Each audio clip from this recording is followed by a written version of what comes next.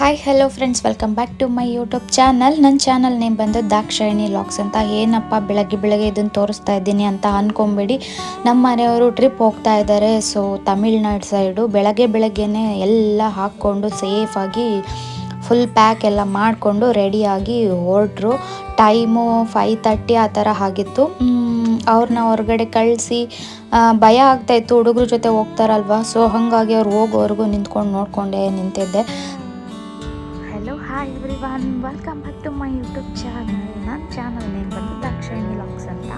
ಇನ್ನು ಇವತ್ತಿನ ವಿಶೇಷ ಬಂದು ನಾನಿವತ್ತು ಊರಿಗೆ ಹೋಗ್ತಾ ಇದ್ದೀನಿ. ಹಾಗೆ ನಮ್ಮ ಮನೆಯವರು ಕೂಡ ಟ್ರಿಪ್ ಹೋಗ್ತಾ ಇದ್ದಾರೆ. ಸೊ ಹಾಗಾಗಿ ಅವ್ರನ್ನ ಇವಾಗಷ್ಟೇ ಕಳಿಸ್ಕೊಟ್ಟೆ. ನಾವು ಊರಿಗೆ ಹೋಗಬೇಕು, ರೆಡಿ ಆಗಬೇಕು. ಟೈಮ್ ಇವಾಗ ಬಂದು 5:45 ಆಗಿದೆ. ಅವ್ರನ್ನ ಕಳಿಸ್ಕೊಟ್ಟು ನಾನು ನನ್ನ ಬ್ಲಾಗ್ನ ಸ್ಟಾರ್ಟ್ ಮಾಡ್ಕೊಂಡಿದ್ದೀನಿ. ನಾನು ಇನ್ನು ತಿಂಡಿ ಎಲ್ಲ ಏನೂ ಮಾಡೋದಕ್ಕೆ ಹೋಗಲ್ಲ. ಜಸ್ಟ್ ಹಾಗೆ ಎದ್ದು ರೆಡಿ ಆಗ್ತೀವಿ. ಜಸ್ಟ್ ಎದ್ದಿದ್ದೀನಿ. ನಮ್ಮ ಮನೆಯವರು ಹೋದ್ರು. ಟೈಮ್ ಬಂದು 6 ಆಗಿದೆ. ವೈ ಓಟ ಮಲಕೋ ಹಾಗೆ. ಇನ್ನು ವಾರ ಅಷ್ಟೇ, ಆಚೆಲ್ಲಿ ಬಿದ್ದಿರಬೇಕು. ಇವತ್ತೊಂದೇ ದಿನ. ಹೊರಡೋಣ? ಎದ್ದೇಳ್ತೀಯಾ? ಬಾಯ್. ನಾವು ಊರಿಗೆ ಹೋಗ್ತಿದ್ದೀವಿ.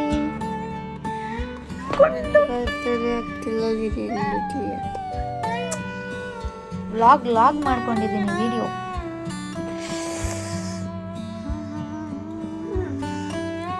ಓಕೆ, ಟೈಮ್ ಆಗುತ್ತೆ 6 ಗಂಟೆ. ನಾನು ಓಹೋ ಮೈ ಮುರಿತಾ ಇದೆಯಾ?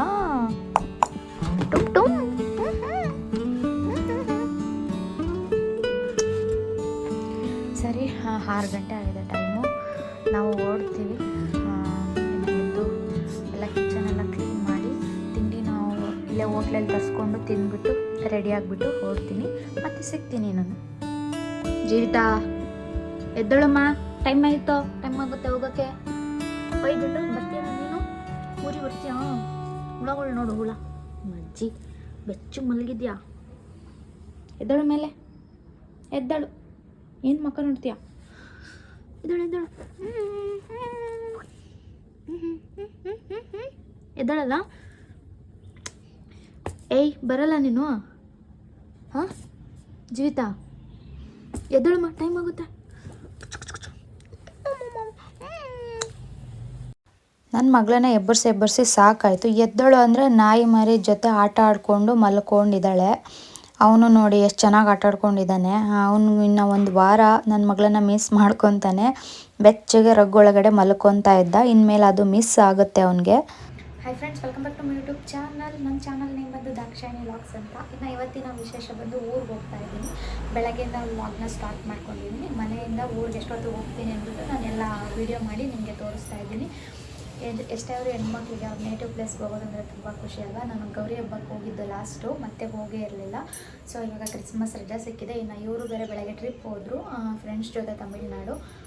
ಸರಿ ಅಂದ್ಬಿಟ್ಟು ನಾನು ನನ್ನ ಮಗಳು ಓಡ್ತಾ ಇದ್ದೀವಿ. ಒಂದು ವಾರ ಹೋಗ್ಬಿಟ್ಟು ಬರ್ತೀವಿ. ಓಕೆ, ಮನೆಯೆಲ್ಲ ಕ್ಲೀನ್ ಮಾಡ್ಕೊಂಡಿದ್ದಾಯಿತು. ತಿಂಡಿ ಒಂದು ತಿನ್ನಬೇಕು, ಹೋಟ್ಲಿಂದ ತರಿಸ್ಕೊಂಡು ತಿಂದ್ಬಿಟ್ಟು ಇವಾಗ ಕ್ಯಾಬ್ ಬುಕ್ ಮಾಡಿಕೊಂಡು ಮೆಜೆಸ್ಟಿಕ್ ಹೋಗಿ ಮೆಜೆಸ್ಟಿಕ್ಕಿಂದ ಬಸ್ಗೆ ಹೋಗ್ತೀವಿ. ಓಕೆ, ಬೆಳಗ್ಗೆಯಿಂದ ಸಂಜೆವರೆಗೂ ಏನೇನು ಮಾಡಿದೆ ಅಂತ ನನ್ನ ಈ ಬ್ಲಾಗಲ್ಲಿ ತೋರಿಸ್ಕೊಳ್ತೀನಿ. ನೆಕ್ಸ್ಟ್ ವೀಡಿಯೋದಲ್ಲಿ ಸಿಗ್ತೀನಿ. ಅಲ್ಲಿವರೆಗೂ ಟೇಕ್ ಕೇರ್, ವಾಚ್ ಮಾಡ್ತಾಯಿರಿ ನನ್ನ ವೀಡಿಯೋ. ಪಾತ್ರೆ ಎಲ್ಲ ವಾಶ್ ಮಾಡಿಕೊಂಡೆ, ಎಲ್ಲ ಜೋಡಿಸ್ಕೊಂಡಿದ್ದೀನಿ. ಇನ್ನು ನನ್ನ ಮಗಳು ಬಸ್ಸಲ್ಲಿ ತಿನ್ನೋದಕ್ಕೆ ನಿಂತ್ಕೊಂಡಿದ್ದಾಳೆ. ನಾನಂತೂ ಎಲ್ಲೂ ಇಳಿಯಲ್ಲ ಬಸ್ ಹತ್ತಿದ್ರೆ, ಎಲ್ಲೂ. ಇಡ್ಲಿ ಹೋಟ್ಲಿಂದ ತರಿಸ್ಕೊಂಡಿದ್ದೀವಿ. ಬಸ್ಸಲ್ಲಿ ಒಂದೆರಡು ವಡೆ ಎಕ್ಸ್ಟ್ರಾ ತೊಗೊಂಡಿದ್ದೀವಿ, ಅದನ್ನೇ ತಿನ್ಕೊಂಡ್ಬಿಡ್ತೀವಿ. ಅಡುಗೆ ಮನೆ ಫುಲ್ಲು ಕ್ಲೀನ್ ಕೃಷ್ಣಪ್ಪ ಮಾಡಿಟ್ಟಿದ್ದೀನಿ. ಇಷ್ಟಾಗಿದೆ. ಇದೊಂದು ಫ್ರೂಟ್ಸ್ ಇದೆ, ಒಂದೆರಡು ಹಂಗೆ ಹಿಡ್ಕೊಂಡ್ರೆ ಬಸ್ಸಲ್ಲಿ ತಿನ್ಕೊಳ್ಳೋದಕ್ಕೆ ಸರಿ ಹೋಗುತ್ತೆ. ಓಕೆ, ಊರಿಗೆ ಹೋಗಿ ಬಸ್ ಹತ್ಬಿಟ್ಟು ಮತ್ತೆ ನಾನು ನಿಮಗೆ ಸಿಗ್ತೀನಿ. ಓಕೆ, ಬಾಯ್. ಸರಿ, KR ಪುರಂ ಬಂದ್ವಿ. KR ಪುರಂ ಬಂದರೆ ಮೆಜೆಸ್ಟಿಕ್ ಬಸ್ಸು. ನಮಗೆ ಬೇಕಾದಾಗ ನಮಗೆ ಬಸ್ಗಳು ಸಿಗೋದೇ ಇಲ್ಲ. ಸರಿ, KR ಪುರಮಿಂದ ಟಿನ್ ಫ್ಯಾಕ್ಟ್ರಿ ಹೋದ್ರಿ. ಟಿನ್ ಫ್ಯಾಕ್ಟ್ರಿಯಲ್ಲೂ ಒಂದು 10-15-20 ನಿಮಿಷ ಬಸ್ ಬರಲೇ ಇಲ್ಲ. ಸರಿ, ಕೊನೆಗೆ ಬಂತು ಮೆಜೆಸ್ಟಿಕ್ ಬಸ್ಸು. ಹೋದ್ವಿ ಮೆಜೆಸ್ಟಿಕ್ಗೆ. ಅಲ್ಲಿ ನೋಡಿದ್ರೆ ನಮ್ಮ ಸೈಡ್ ಬಸ್ಸು ಇತ್ತು, ಒಂದು ಡೈರೆಕ್ಟು ಚಿಕ್ಕಮಂಗ್ಳೂರು ಬಸ್ಸು. ಸರಿ, ಅದಕ್ಕೆ ಹೋಗೋಣ ಅಂದ್ಬಿಟ್ಟು ಹತ್ಕೊಂಡ್ವಿ. ಅಲ್ಲಿದೆ ನೋಡಿ KSRTC ಬ್ಯಾಂಗ್ಳೂರು ಟು ಚಿಕ್ಕಮಂಗ್ಳೂರು ಅದೇ ಬಸ್ಗೆ ಹೋದ್ವಿ ನಾನು ನನ್ನ ಮಗಳು ಇಬ್ಬರೂ. ಸರಿ ಬಸ್ ಹತ್ಕೊಂಡ್ವಿ, ಸೀಟೇನೋ ಸಿಕ್ತು, ಸ್ವಲ್ಪ ಹಿಂದೆಗೆ ಸಿಕ್ತು, ಡಬಲ್ ಸೀಟಲ್ಲಿ ಕುತ್ಕೊಂಡ್ವಿ ಇಬ್ಬರೂ. ನನ್ನ ಮಗಳು ಒಂದು ಸ್ವಲ್ಪ ದೂರ ಹೋದ್ಮೇಲೆ ಮಲ್ಕೊಂಡ್ಬಿಟ್ಲು.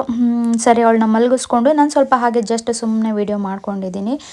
ಈ ನಡುವೆ ಕಂಡಕ್ಟ್ರುಗಳು ಟಿಕೆಟ್ ಕೊಡಬೇಕು ಅಂದ್ರೇ ಒಂಥರ ಅಲರ್ಜಿ ಮುಖ ಮಾಡ್ತಾರೆ. ಸಿದ್ದರಾಮಯ್ಯ ಫ್ರೀ ಕೊಟ್ಟಿದ್ದಾರೋ ಬಿಟ್ಟಿದ್ದಾರೋ, ಬಟ್ ನಮ್ಮ ಕಂಡಕ್ಟ್ರು ಡ್ರೈವರ್ಗಳು ಅವ್ರ ಮನೆಯದೇ ಫ್ರೀಯಾಗಿ ಕೊಡ್ತಾರೆ ಅನ್ನೋ ಥರ ರಿಯಾಕ್ಟ್ ಮಾಡ್ತಾ ಇರ್ತಾರೆ. ಏನೂ ಮಾಡೋಕ್ಕಾಗಲ್ಲ, ಎಲ್ಲ ಸಿದ್ದರಾಮಯ್ಯಣ್ಣ ಮಹಿಮೆ, ಏನು ಮಾಡೋಕ್ಕಾಗಲ್ಲ, ಎಲ್ಲದನ್ನು ತೊಗೊಬೇಕು.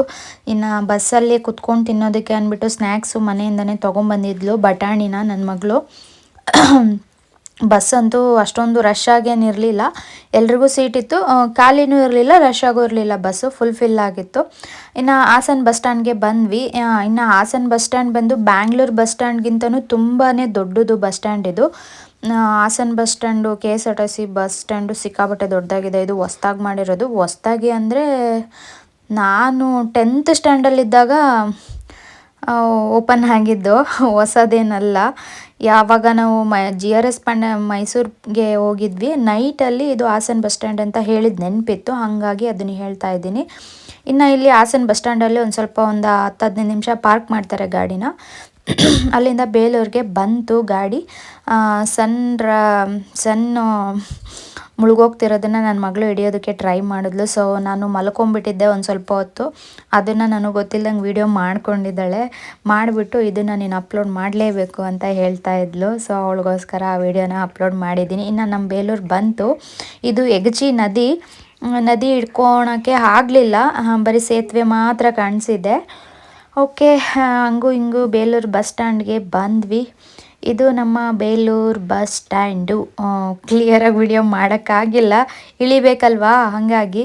ಇನ್ನು ಇಳಿದ್ಮೇಲೆ ನನ್ನ ತಮ್ಮ ಬಂದ, ಅವನ ಜೊತೆ ಬೇಲೂರು ಸರ್ಕಲ್ ಅದು, ನನ್ನ ತಮ್ಮನ ಜೊತೆ ಮನೆ ಕಡೆಗೆ ಹೊರಟ್ವಿ. ನನಗೆ ಕಡಲೆ ಗಿಡ ತುಂಬಾ ಇಷ್ಟ. ಸೊ ಸರ್ಚ್ ಮಾಡಿಕೊಂಡೇ ಹೋದ್ವಿ ನಾನು ನನ್ನ ಮಗಳು, ತಿನ್ನಬೇಕು ಅಂದ್ಬಿಟ್ಟು. ಅಲ್ಲೇ ಮುಂದೆಗಡೆ ಇತ್ತು. ಇನ್ನು ಇದು ಬೇಲೂರು ಬಸ್ ಸ್ಟ್ಯಾಂಡು. ಈ ಕಡೆ ನನ್ನ ತಮ್ಮ, ನಾವು ಆ ಕಡೆ ಬಂದ್ವಿ, ಅವನು ಈ ಕಡೆ ಬಂದಿದ್ದ. ಸರಿ, ಇಲ್ಲಿ ಕಡಲೆ ಗಿಡ ಇದೆಯಾ, ಅವರೆಕಾಯಿ ಇದೆಯಾ ನೋಡಿ ತೊಗೊಬೇಕು, ನಿಲ್ಲಿಸು ಅಂತ ಹೇಳಿದೆ ಅವನಿಗೆ ಗಾಡಿನ. ಅವ್ನು ಸರಿ ಬಾಯಲ್ಲಿ ಮುಂದೆ ಸಿಗುತ್ತೆ ತೊಗೊಳ್ಳುವಂತೆ ಅಂತ ಹೇಳಿಬಿಟ್ಟು ಮುಂದೆ ಕರ್ಕೊಂಡು ಹೋದ.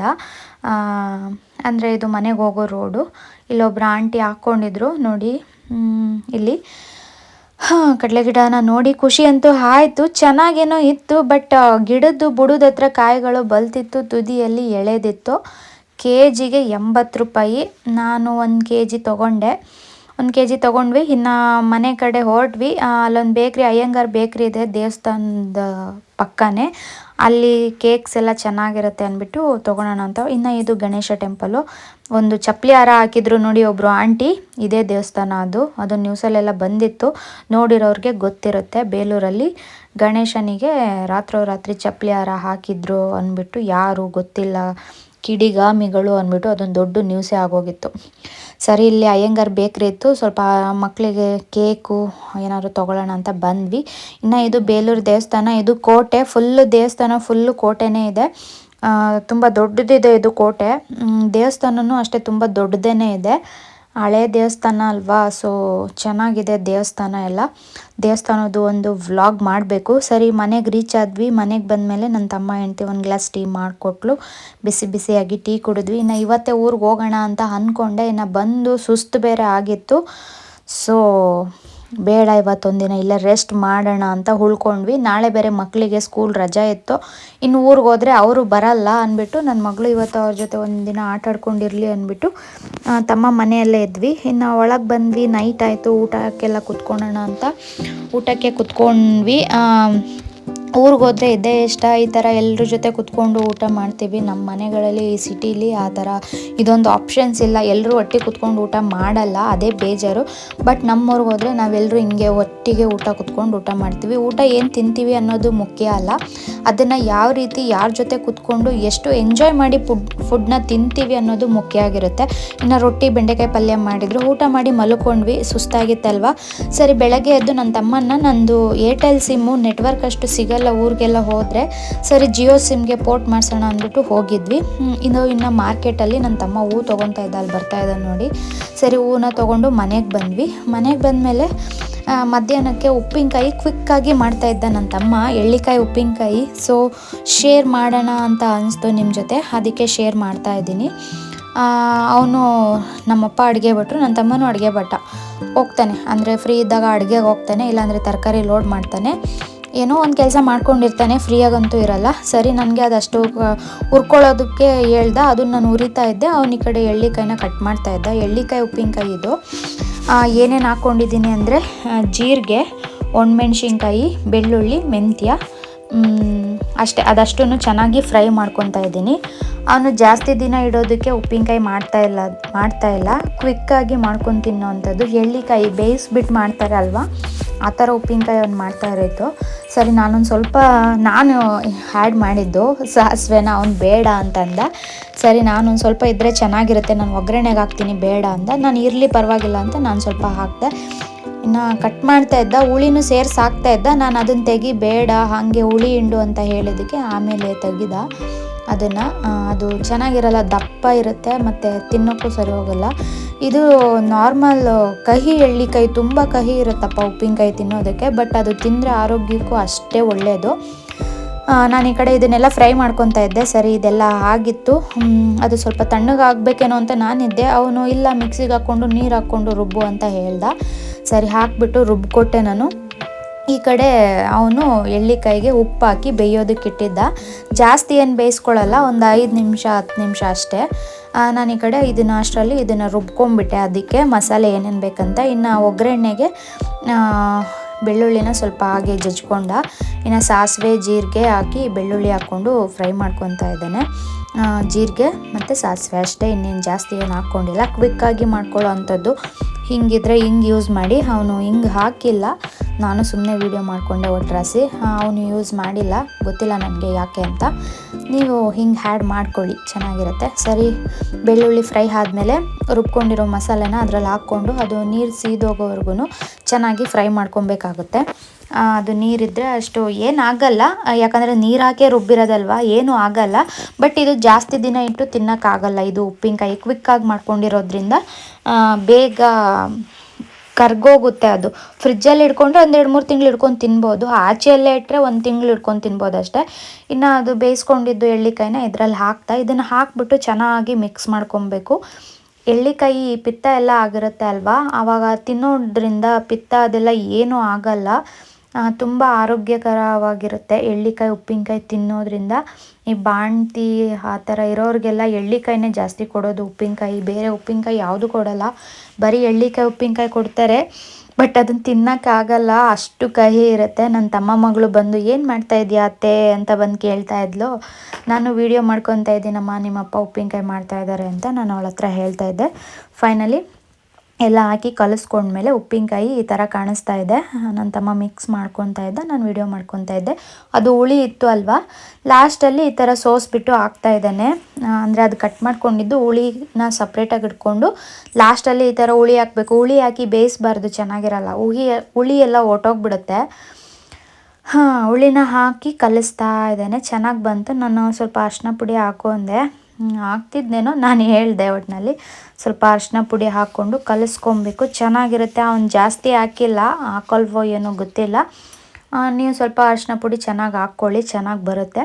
ಇದನ್ನು ಹಾಕ್ಕೊಂಡು ಒಂದು 5-10 ನಿಮಿಷ ಕುದಿಸ್ಕೊಬೇಕು ನೀರಲ್ಲಿ. ಅದು ನೀರು ಎಳ್ಕೊಂಬಿಡುತ್ತೆ ಬೇಗ, ಜಾಸ್ತಿ ಇರಲ್ಲ ನೀರು. ನಾವು ಅಲ್ಲಿ ಹಾಕ್ದಾಗ ಅಷ್ಟು ನೀರಿದೆ ಅಲ್ವಾ, ಆ ನೀರೇ ಇದ್ದಿಲ್ಲ, ಅದು ಎಲ್ಲ ಎಳ್ಕೊಂಬಿಟ್ಟಿತ್ತು. ಸ್ವಲ್ಪ ಅರಿಶಿನ ಪುಡಿ ಇವಾಗ ಹಾಕ್ಕೊಂಡಿದ್ದಾನೆ. ಹಾಕ್ಕೊಂಡು ಚೆನ್ನಾಗಿ ಮಿಕ್ಸ್ ಮಾಡಿಕೊಂಡು ಚೆನ್ನಾಗಿ ಕೈ ಆಡಿಸ್ಬೇಕು. ನೋಡಿ, ಫೈನಲಿ ರೆಡಿ ಆಯಿತು ಎಳ್ಳಿಕಾಯಿ ಉಪ್ಪಿನಕಾಯಿ. ಇದು ಜಾಸ್ತಿ 1 ವರ್ಷ ಹಿಂಗೆಲ್ಲ ಇಡಬೇಕು ಅಂದರೆ ನೀರನ್ನ ಟಚ್ಚೇ ಮಾಡಿಸ್ಬಾರ್ದು ಉಪ್ಪಿನಕಾಯಿಗೆ. ಫೈನಲಿ ರೆಡಿ ಆಯಿತು. ಈ ಥರ ಒಂದು ಬಾಕ್ಸ್ಗೆ ಫಿಲ್ ಮಾಡಿ ಇಡ್ತಾ ಇದ್ದಾನೆ. ಇದು ಉಪ್ಪಿನಕಾಯಿ. ಊಟ ಎಲ್ಲ ಮಾಡ್ಕೊಂಡ್ವಿ. ಉಪ್ಪಿನಕಾಯಿ ಹಾಕಿದ್ಮೇಲೆ ಸರಿ, ಇನ್ನು ಸಂಜೆ ಮನೆಗೆ ಹೊರಡುವ ಅಂತ ಸಂಜೆ ಮನೆಗೆ ಹೊರಟ್ವಿ. ಊಟ ಮಾಡಿ ರೆಸ್ಟ್ ಮಾಡಿ ಮತ್ತೆ ನನ್ನ ತಮ್ಮ ಹೆಂಡತಿ ಟೀ ಮಾಡಿಕೊಟ್ರು. ಟೀ ಕುಡಿದ್ಬಿಟ್ಟು ಮನೆಯಿಂದ 6 ಗಂಟೆಗೆ ಹೊರಟ್ವಿ. 6:15 ಆಗಿತ್ತು ಟೈಮು ಅವ್ರ ಮನೆಯಿಂದ ಹೊರಟಾಗ. ಸರಿ, ಇನ್ನು ಇದು ನಮ್ಮ ರೋಡು, ಬೇಲೂರಿಂದ ನಮ್ಮ ಮನೆಗೆ ಹೋಗ್ತಾ ಇರೋದು. ಗಾಡಿಗಳು ಸಿಕ್ಕಾಬಟ್ಟೆ ಓಡಾಡ್ತಾ ಇರುತ್ತೆ, ಇನ್ನು ಟ್ರಿಪ್ ಟೈಮು ಎಲ್ಲ ಅಲ್ವಾ, ಹಾಗಾಗಿ ಇಲ್ಲೊಂದು ಹೈಕೋರ್ಟ್ ಇದೆ. ಇದು ನನಗೆ ಮೆಮೊರಿ ಮೆಮೊರಿಬಲ್ ಏನೋ ಒಂದು ವಿಷಯಕ್ಕೋಸ್ಕರ ಈ ಕೋರ್ಟ್ ಮೆಟ್ಲು ಹತ್ತಿದ್ದೆ. ಹಾಗಾಗಿ ಇನ್ನು ಅದರ ಅಪೋಸಿಟು YDNM ಡಿಗ್ರಿ ಕಾಲೇಜ್ ಇದೆ. ಇದು YDM ಸಂಧ್ಯಾ ಅವ್ರದ್ದು ಡಿಗ್ರಿ ಕಾಲೇಜ್ ಇದೆ. ಎಲ್ಲ ಡಿಗ್ರಿ ಗೌರ್ಮೆಂಟ್ ಕಾಲೇಜು ಇಲ್ಲೇ ಇರೋದು, ಇಲ್ಲಿಗೆ ಬರಬೇಕು ಓದೋದಕ್ಕೆ. ಇನ್ನು ಹಾಗೆ ಮುಂದೆ ಬಂದ್ವಿ. ರೋಡು ಹೀಗಿರುತ್ತೆ ನೋಡಿ, ನಮ್ಮ ತೊಳಲ್ ರೋಡ್ ಇದು. ಸರಿ, ಇನ್ನು ಮುಂದೆ ಹಾಗೆ ಬಂದರೆ ನಾವು ಓದಿರೋ ಸ್ಕೂಲ್ ಬರುತ್ತೆ, ಅದನ್ನು ತೋರಿಸೋಣ ಅಂದ್ಬಿಟ್ಟು ಈ ವಿಡಿಯೋದಲ್ಲಿ ನಾನು ಓದಿದಂಥ ಹೈಸ್ಕೂಲ್ನ ತೋರಿಸ್ತಾ ಇದ್ದೀನಿ ನಿಮಗೆ. ಓದಿದ್ದೆಲ್ಲ ಇಲ್ಲೇ 8th ಸ್ಟ್ಯಾಂಡರ್ಡ್ ಇಲ್ಲ ನೋಡಿ, ಇದೇ ಹೈಸ್ಕೂಲು. ಅದು ತುಂಬ ಚೆನ್ನಾಗಿದೆ, ತುಂಬ ಸ್ಟ್ರಿಕ್ಟ್ ಎಲ್ಲರೂ. ಇದನ್ನ ಮಿಡ್ಲಿ ಸ್ಕೂಲು ಅಷ್ಟೇ, ಇದ್ರ ಆಪೋಸಿಟೇ ಇರೋದು ನೋಡಿ, ಈ ಸೈಡ್ ಇದೆ. ಇದೇನೇ ಮಿಡ್ಲಿ ಸ್ಕೂಲು, ಆ ಕಡೆ ಹೈಸ್ಕೂಲು, ಈ ಕಡೆ ಮಿಡ್ಲಿ ಸ್ಕೂಲು. ಓಕೆ, ಹೀಗೆ ಮುಂದೆ ಬಂದರೆ ಇನ್ನು ಇದು ತೊಳಲ್ ಗ್ರಾಮ ಪಂಚಾಯತಿ ಎಲ್ಲ ತೊಳಲ್ಲು, ಇದು ಒಂದು ಊರು ಇಲ್ಲೇ ಇರೋದು. ಇನ್ನು ಮುಂದೆ ಬಂದರೆ ಈ ಕಡೆ ಡೈರೆಕ್ಟ್ ಹಿಂಗೆ ಮುಂದೆ ಹೋದರೆ, ಈ ಕಡೆ ರೈಟ್ಗೆ ಹೋದರೆ ಮೂಡಿಗೆರೆ ಹೋಗುತ್ತೆ. ಲೆಫ್ಟಿಗೆ ಬಂದರೆ, ಲೆಫ್ಟ್ ಒಳಗಡೆ ಹೋದರೆ ನಮ್ಮೂರಿಗೆ ಹೋಗುತ್ತೆ ಊರು. ಮೂಡಿಗೆರೆ, ಧರ್ಮಸ್ಥಳ ಬಸ್ ಎಲ್ಲ ಇಲ್ಲೇ ಓಡಾಡೋದು ಜಾಸ್ತಿ. ಈ ಕಡೆ ಬಂದರೆ ನಮ್ಮ ಸೈಡು ಜಾಸ್ತಿ ಓಡಾಡುತ್ತೆ, ಸಕಲೇಶಪುರ ಸೈಡ್ ಜಾಸ್ತಿ ಓಡಾಡಲ್ಲ. ಇಲ್ಲೇ ನೋಡಿ, ರೈಟಿಗೆ ಹೋದರೆ ಮೂಡಿಗೆರೆ ಹೋಗುತ್ತೆ, ಲೆಫ್ಟಿಗೆ ಬಂದರೆ ನಮ್ಮದು ಸಿದ್ರಳ್ಳಿ ದೇವಸ್ಥಾನದ್ದು ಕಡೆಯಿಂದ ಆರ್ಚ್ ಮಾಡಿಸಿದ್ದಾರೆ ಈಗ ಹೊಸ್ದಾಗಿ. ಇದು ಒಳಗಡೆ ನಮ್ಮ ಊರಿಗೆ ಎಂಟ್ರಿ. ನಾವು ಸ್ಕೂಲ್ಗೆ 3 to 4 ಕಿಲೋಮೀಟರ್ಸ್ ಆಗುತ್ತೆ. ಆವಾಗ ನಡ್ಕೊಂಡು ಬರ್ತಾಯಿದ್ವಿ. ಆಮೇಲೆ ನಮ್ಮಪ್ಪ ಸೈಕಲ್ ಎತ್ಕೊಟ್ರು, ಸೈಕಲಲ್ಲಿ ಬರ್ತಾಯಿದ್ವಿ ನಾನು ನನ್ನ ತಮ್ಮ.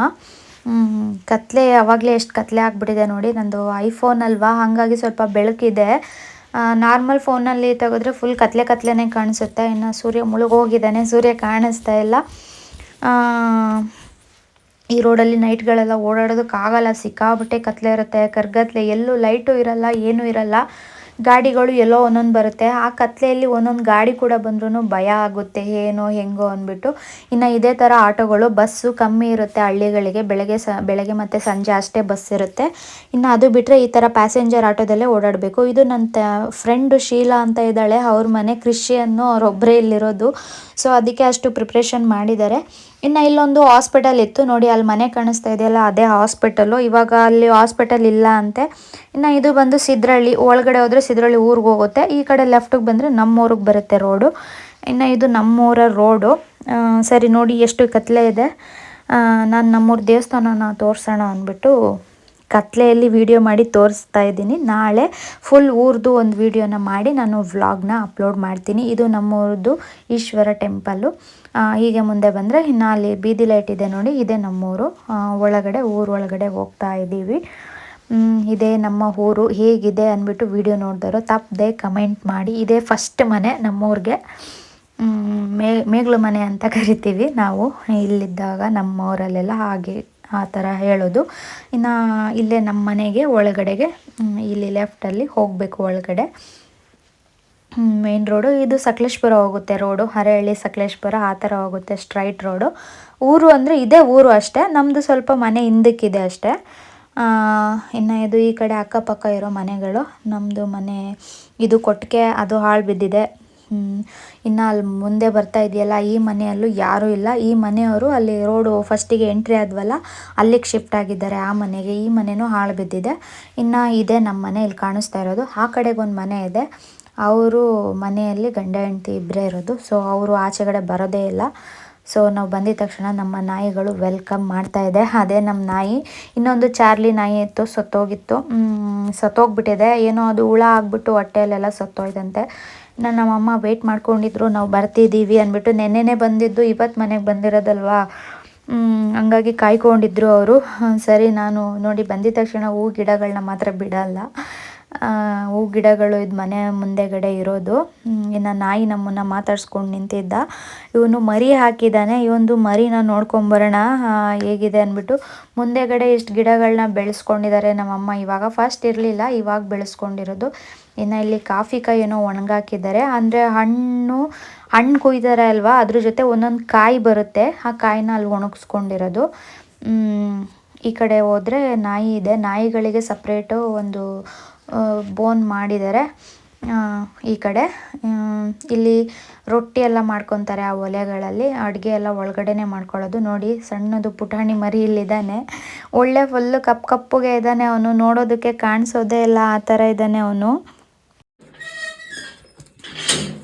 ಅಯ್ಯೋ ಅಯ್ಯೋ ಅಯ್ಯೋ ಅಯ್ಯೋ ಅಯ್ಯೋ ಅಯ್ಯೋ ಅಯ್ಯೋ ಹಂಗಿದೆಯಲ್ಲೋ ಕಲರು. ಗುಮ್ಮ ಗುಮ್ಮ. ಅಮ್ಮನ ಮಾತಾಡಿಸ್ಲಾ ಮಗಳನ್ನ ಮಾತಾಡಿಸ್ಲಾ?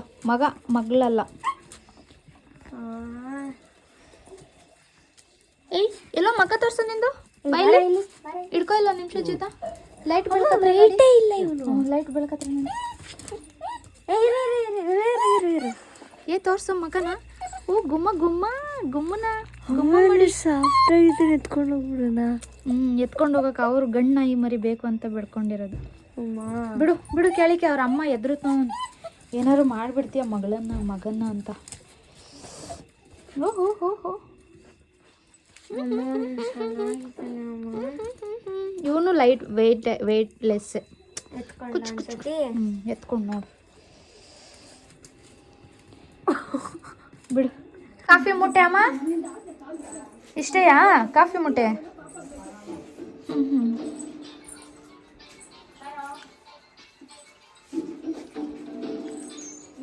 ಓಯ್ ಟಾಮ್ ಟಾಮ್ ಟಾಮ್ ಬೈಲಿ.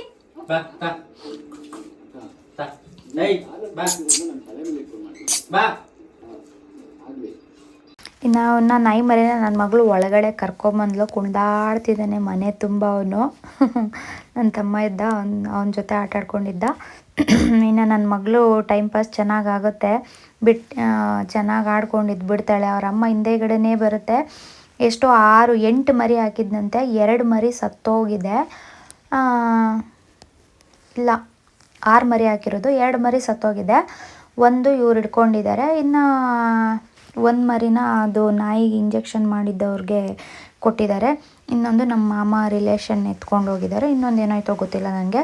ಇನ್ನು ಇವನು ನಮ್ಮ ಬೊಚ್ಚಲ್ಲ, ಪರ್ಷಿಯನ್ ಕ್ಯಾಟ್. ಇವನು ಎಲ್ಲೋ ಸಿಕ್ಕಿರೋದು ನನ್ನ ತಮ್ಮ ಮನೆ ಹತ್ರ. ಅವ್ರು ತೊಗೊಬಂದು ಇಲ್ಲಿ ಕೊಟ್ಟಿದ್ದಾರೆ. ಇವನು ಚೆನ್ನಾಗಾಗಿದ್ದಾನೆ. ಬಂದಾಗ ಕಣ್ಣು ತುಂಬ ನೀರು, ಆ ಕಡೆ ಈ ಕಡೆ ಎಲ್ಲ ಕಣ್ಣಲ್ಲಿ ನೀರು, ಅದೇ ಒಂಥರ ಆಗೋಗ್ಬಿಟ್ಟಿತ್ತು. ಸೊ ನೋಡಿ ಅವನು ಎಷ್ಟು ಚೆನ್ನಾಗಿದ್ದಾನೆ.